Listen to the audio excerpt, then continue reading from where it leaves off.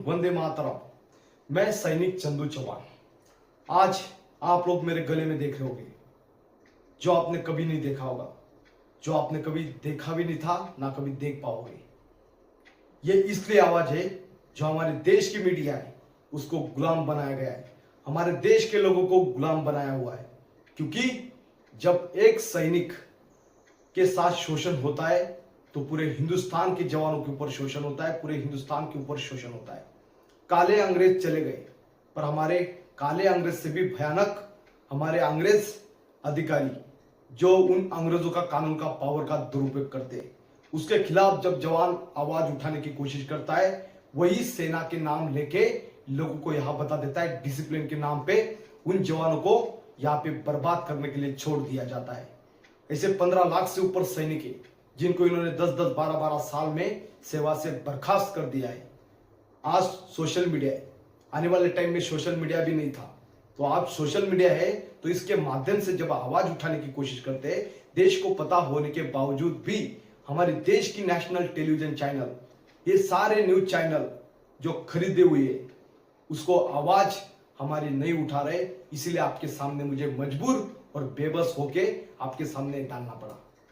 फिर भी हमारे देश की मीडिया मुझे पता है नहीं दिखाएगी, क्योंकि इसकी वजह से हमारे देश में काला सच, देश के जवानों के साथ हो रहे अन्याय के खिलाफ सारा काला सच मैं आपके सामने लाने की कोशिश कर रहा हूं।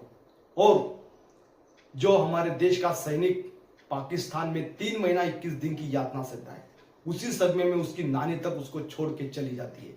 वही सैनिक जो वहां पे पाकिस्तान सरकार चिल्ला के बोलती है इसने 2 लोग मारे, वही सैनिक जो 29 सितंबर 2016 के दिन हमारे देश की गवर्नमेंट कहती है हमने सर्जिकल स्ट्राइक कर लिया, वही सैनिक उसी टाइम पकड़ा जाता है, उसी टाइम पाकिस्तान गवर्नमेंट न्यूज में पब्लिश कर देती है। अगर वहां पे न्यूज में पब्लिश होता है तो उसी टाइम पाकिस्तान की गवर्नमेंट उन न्यूज वालों को अरेस्ट कर लेती है। उसी के साथ होता है राजनीतिक खेल। उसके बाद वहां से वो लाता तो है, जिंदा आता है, पर जिंदा आने के बाद एक देशद्रोही की तरह जिंदगी यहाँ पे देश में छोड़ दिया जाता है। 11 साल उसको कोई डिसिप्लिन उसका ठीक ठाक रहता है और 11 साल बाद बोला जाता है आपका डिसिप्लिन खराब था, आपने 5 बार पनिशमेंट ले ली, आप घर जाइए। उसको नोटिस दिया जाता है। ये नोटिस का फिर से रिप्लाई देता है एक सैनिक कि बोला ये पनिशमेंट आपने 1950 एक्ट के तहत मुझे दिया है जिसमें मानव अधिकार का वायलेशन हुआ है। मतलब हमारी बात तक नहीं सुनी गई, आपने हमें कागज में पनिशमेंट दे दिया, मतलब अधिकारी की बात सच हो गई, हमारी बात कोई सुनेगा नहीं। इसीलिए ये सैनिक जब उसको नोटिस का आंसर देता है तो वहां का कमांडर, यहाँ का ब्रिगेडियर ऑफिसर मुझे सीधा ही बोलता है आप घर जाइए। घर जाने के बाद ये जवान उसका एक प्राइवेट कंपनी में भी जॉब नहीं मिलता है, क्योंकि उसको वहां से फौज से निकाल दिया। और निकालने के बाद वहां पे एक नजदीकी पुलिस थाना में एक वेरिफिकेशन पहुंच जाएगा, इसको हमने सेवा से निकाल दिया और ये देश में कहीं भी नौकरी नहीं कर सकता, प्राइवेट कंपनी में भी इसको नौकरी नहीं मिलेगी क्योंकि इसको सेवा से मुक्तता दे दी। तो जब ये सैनिक यहाँ पे चिल्लाता है कि आर्टिकल 20/2 इसमें तरतूद है कि किसी भी जवान को आप असंवैधानिक तरीके से नहीं निकाल सकते, चाहे कोई भी डिपार्टमेंट हो। उसके बाद संविधान के हिसाब से जवान चिल्लाता है कि आर्टिकल 16 हमें पूरा अधिकार देता है संविधान कि हम कहीं भी काम कर सकते हैं, और आर्टिकल 21 जो राज्य सरकार है उसका आदर सम्मान रखेगी, पर हमारा आदर सम्मान नहीं, हमें देशद्रोही की तरह जिंदगी जीना पड़ रहा है। इसीलिए जब मैं मंत्रालय के सामने मेरे एक छोटे से 2 साल के बच्चे को लेकर निकलता हूं तो उसको भी यहाँ पे आतंकवादी की तरह ट्रीट किया जाता है। उसको उठा के मंत्रालय से नोटिस दिया जाता है, उसकी पत्नी प्रेग्नेंट होने के बाद भी उसको उठाया जाता है। यह है हमारी काली सच्चाई जो हमारे देश को खोखला कर रही है। इसीलिए मैंने लिखा है नेता, गद्दार नेता हटाओ, देश बचाओ। और इसीलिए मुझे मजबूर होके हमारे देश के प्रधानमंत्री को पूछना पड़ रहा है कि आप पाकिस्तान में नवाज शरीफ के साथ चाय पीने गया था। मैं चाय पीने नहीं गया था, पर आज मुझे मजबूर कर दिया आपने। लावारिस की तरह एक सैनिक को छोड़ दिया जो सैनिकों को मिठाई खिलाने के लिए जाते हैं, नकली मिठाई, जो नकली मिठाई खिलाते हैं और लोगों से कहते हैं कि मेरे सैनिकों के प्रति मुझे प्यार है। कौन सा प्यार है? आपने तो सैनिकों के हाथ में कटोरा दे दिया, आपने तो सैनिकों को आतंकवादी की तरह छोड़ दिया।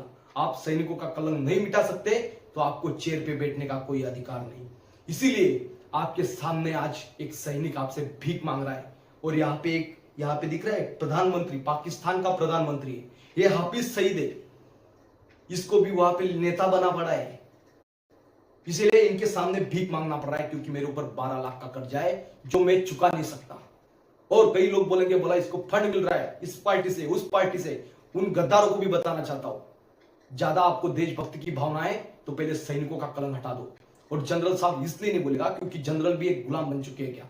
जनरल साहब नहीं बोलेंगे क्योंकि जनरल साहब की नौकरी चली जाएगी। इसीलिए ये सैनिक यलगार रहा है, पूछ रहा है मेरे देश के सेना के जवानों के साथ क्या हो रहा है। अगर आप शोषण नहीं रोक सकते तो आपकी नेतागिरी छोड़ दो। अगर आप आर्मी में बोलते हैं आर्मी का कानून है, आर्मी हमारे संविधान से ऊपर नहीं है। किसी भी जवान के साथ अन्याय हो रहा है मतलब देश के साथ अन्याय हो रहा है। हमारे सुभाष चंद्र बोस ने कहा था तुम मुझे खून दो मैं तुम्हें आजादी दूंगा, नारा लगाया था उन्होंने, और तब आजादी मिली थी। आप पुराने टाइम पे जाइए, 78 साल बैक साइड जाइए, उस टाइम पे जब युद्ध लगते थे तो घरों में जवानों को उठा के युद्ध में खड़ा कर दिया जाता था। और जब ऐसी युद्ध वाली स्थिति बनती थी तो क्रिमिनल केसेस वालों को कैदियों से जेल में छोड़ के उनको युद्ध में खड़ा कर दिया जाता था। पर आज जब देश स्वतंत्र हो गया, ये अधिकारी बोलते वही कानून चल रहा है, हम आपको घरों में काम करवाएंगे।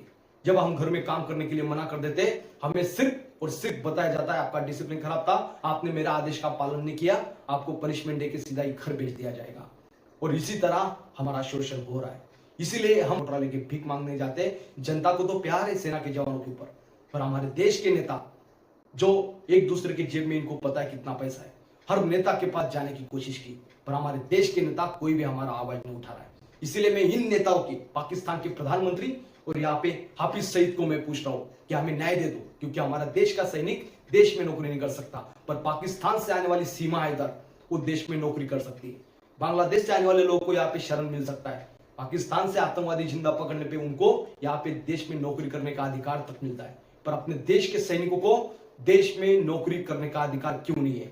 नेताओं को 2-2, 3-3 लाख पेंशन मिल सकती है, पर हमारे देश के सैनिकों को अग्निवीर बनाया जाता है, उनको पेंशन तक नहीं, उसको देश का शहीद का दर्जा तक नहीं दिया गया है।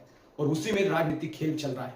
इसलिए सैनिक चंदू चौहान यलगार रहा इन नेताओं से, बात पूछ रहा है सवाल, अगर हैगा जवाब तो मेरा कॉन्टैक्ट नंबर पे कॉल कर देना। और ज्यादा ही देशभक्ति है तो मेरे से सीधा संपर्क करिए, मेरा धुले डिस्ट्रिक्ट है महाराष्ट्र, और आ जाना मेरे घर पे, फिर आपको देशभक्ति में दिखा दूंगा।